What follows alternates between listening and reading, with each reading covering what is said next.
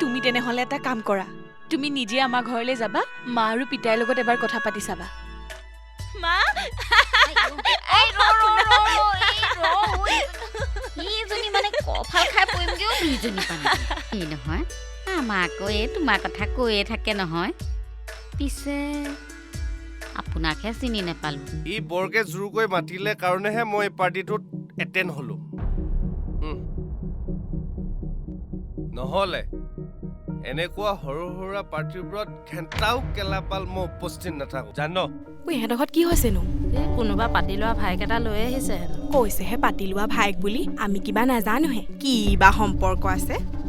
আজিকালি এনেও তোমাৰ মোৰ প্ৰতি মৰমে নোহোৱা হৈছে আৰে তোমাৰ বাহিৰেনো আছে